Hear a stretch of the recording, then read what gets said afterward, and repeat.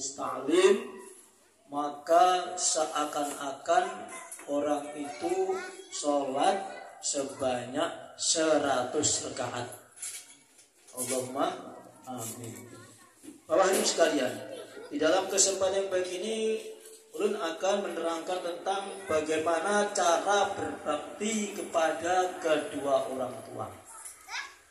Karena Nabi kita Muhammad sallallahu alaihi wasallam bersabda, "Ridallahu fi ridal walidain wa sukhtullahi fi sukhtil walidain." Ridhonya Allah itu tergantung pada ridhonya kedua orang tua. Ini ridhonya Allah itu tergantung kepada ridhonya orang tua. Jadi Allah tidak akan ridho kalau orang tuanya belum ridho. Ada sebuah hadis yang diriwayatkan oleh Sayyidina Ali karramallahu wajhah. Di suatu saat saya duduk, katanya Sayyidina Ali, bersama Rasulullah. Kemudian datanglah seorang, Assalamualaikum, waalaikumsalam, datang. Ya Rasulullah, si Abdullah bin Salman sekarang ini adalah sedang sakit keras. Masya Allah. Rasulullah ajak ke rumah beliau. Oh, kalau gitu mari kita bersama-sama sana. Berangkat bersama Sayyidina Ali, Umar, dan sahabat Bilal. Datang menuju ke rumah Abdullah bin Salman. Abdullah bin Salam bersama. Nah, kemudian dilihatlah betul-betul sedang nazak, Pak. Sakaratul maut telah menghampirinya.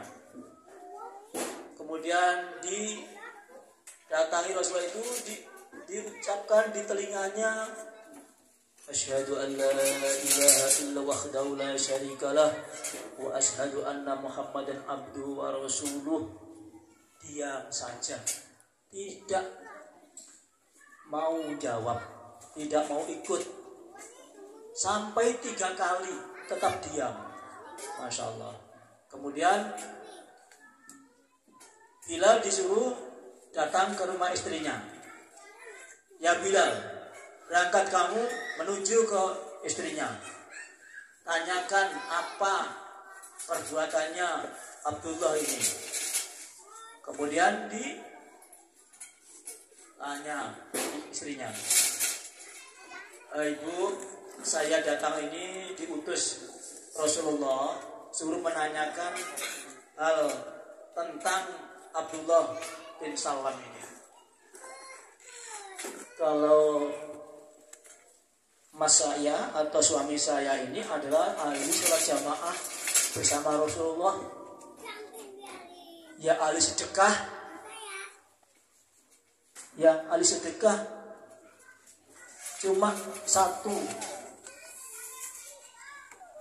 ibunya pernah ngomong tidak ridho pada suami atau bapaknya ini. Oh begitu, langsung pulang. Nah, kalau begitu saya mohon pamit, kakak pulang. Memberitahu kepada Rasulullah, ya Rasulullah, kata istrinya, memang Abdullah ya ahli sholat, sering di belakang Rasulullah, ahli sedekah, akan tetapi katanya ibunya tidak ridho. Nah itu Pak, gara-gara itu tidak bisa menyebut kalimat la ilaha illallah.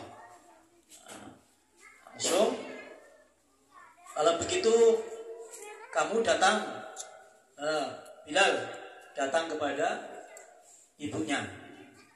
Datang, Assalamualaikum, waalaikumsalam.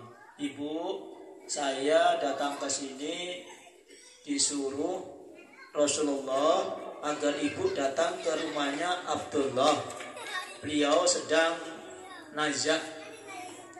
Nah, langsung saya tidak mau datang. Saya tidak ridho karena saya adalah pernah dipukul. Saya pernah diusir dari rumahnya. Nah gitu, gara-gara itu Pak. Nah, jadi ini karena apa? Dari istrinya ini adalah istrinya Abdullah, tidak suka sama ibunya itu tadi. Akhirnya ya ikut-ikutan suami tadi. Makanya hati-hati ya. Makanya cari istri yang solihah ya gitu ya. Bapak-bapak yang hadir sekalian, kalau begitu, kalau Bilal sudah tidak mampu mengajak ibunya, kamu Ali sama Umar datang ke sana, langsung berangkat. Nah, kalau orang Arab itu begitu Pak ya, walaupun kau mertua juga bisa di ajak Umar gini, ya, seperti itu memang ya, caranya begitu ya, walaupun kan ya, Umar masuk Bakar dipanggil Bakar gitu ya.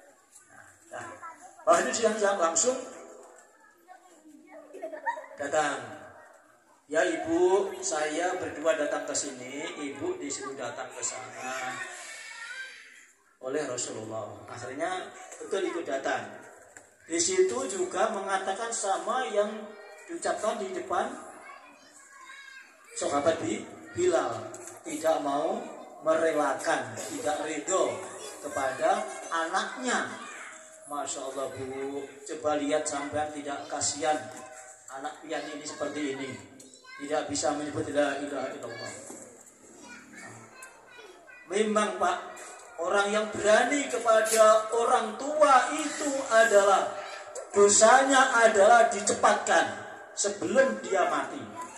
Entah rezekinya tidak bisa lancar, bahkan yang paling dasar adalah tidak bisa menyebut kalimat tauhid. Kata Rasulullah, gara-gara pernah membentak ibunya. Karena ibu adalah seorang yang susah payah. Di dalam surat Al-Ahqaf diterangkan, yang artinya, wahai manusia, saya menyuruh kamu berbuat baik kepada kedua orang tuamu, ibu dan bapakmu, karena ibumu mengandung dengan susah payah, melahirkan juga dengan susah payah. Masya Allah, kalau ibu pakai, kalau tambah harinya, tambah bulannya, tidak bisa tidur, mau tidur miring, takutnya kepalanya nanti kurang baik posisinya.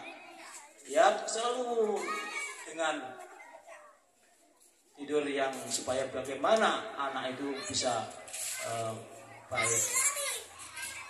Bapak hadirin sekalian Allah Subhanahu wa taala, saya teruskan cerita yang tadi. Akhirnya kalau begitu saya mewakili Bu. Kesalahannya ini adalah nanti saya yang mewakilinya. Bagaimana kalau ibu mau merelakanlah agar anak ibu ini bisa husnul khotimah. Karena mangkana akhirul kalami la ilaha illallah dakhala jannah. Barang siapa yang akhirnya bisa berkalimat la ilaha illallah dakhala jannah, pasti masuk surga.